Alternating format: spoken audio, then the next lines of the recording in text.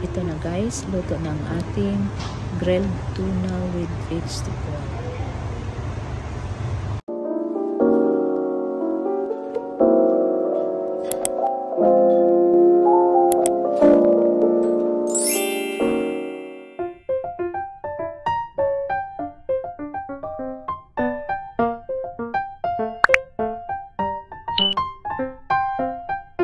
Ito ng ating sauce na ating ginagamit. Guys, hindi ko na videohan kanina.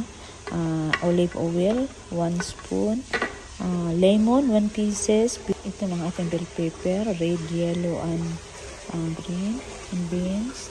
And 2 slices of tuna. Potato, mushroom, and carrots. Start na tayo guys.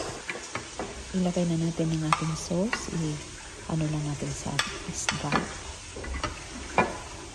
Tapos pagkatapos nito, ilagay natin ng sauce sa isda. Ilagay muna natin ang ating mga gulay dito sa gilid. Itong potato, ilagay natin sa gilid.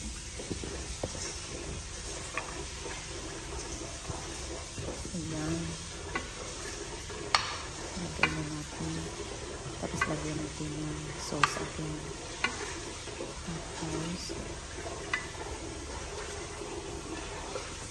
Pagkatapos nito, ilagay na din natin ang ating ibang mga gulay dito sa gilid. Ilagay natin ang beans. Balance na natin. Dapat sana sa ilalim itong gulay, pero nalagay ko na sa ibabaw, hayaan mo na. Tapos, pagkatapos nitong beans, i-arrange ko na natin sa gilid. Tapos ilagay ulit natin ang ating yung carrots dito sa gilid din. I-arrange na natin ang carrots dito sa gilid.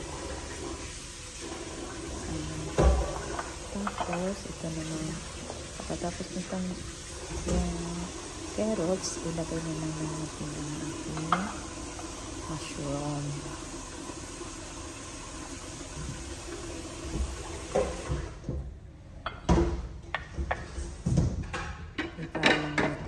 Makasya siya kasi itong Pyrex na ating nilagyan ay malagita na. So sana magkasya ito lahat. Ito na, lagyan din natin ng sauce. Yung para ano siya, mapantay ang sauce paglagay. Hanapan natin yung space para lagyan ng sauce. Tapos may ano pa tayo, bell pepper na ilagay. Kaya I'm sure kasya ito. Ipay lang natin dito sa gilid para makasya lahat.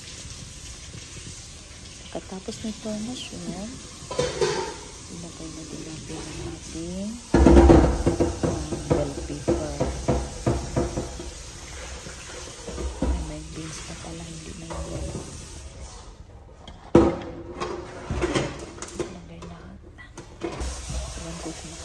Try natin kung kasya ba ito lahat. Kasya siguro ito.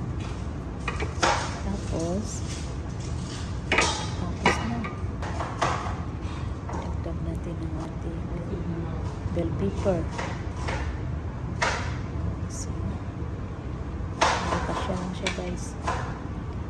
Tapos na. Ilagay na natin sa oven guys. Tinakpan ko na natin yan. Ilagay na natin dito.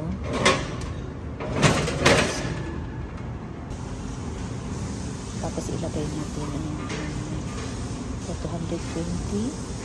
Tapos mag-additional tayo ng garlic. 15 minutes pieces, hindi ko lagay na lutan. Nilagay ko lang. Pagkatapos nito, pwede na ito. At ibuhos na natin ang natirang sauce natin sa ibabaw. Kasi sa ilalim natin. At ito na guys, luto na. Tanggalin na natin ito sa oven. At ito na, ready to serve na ito. Thank you for watching guys. Don't forget to like, share, and subscribe my YouTube channel.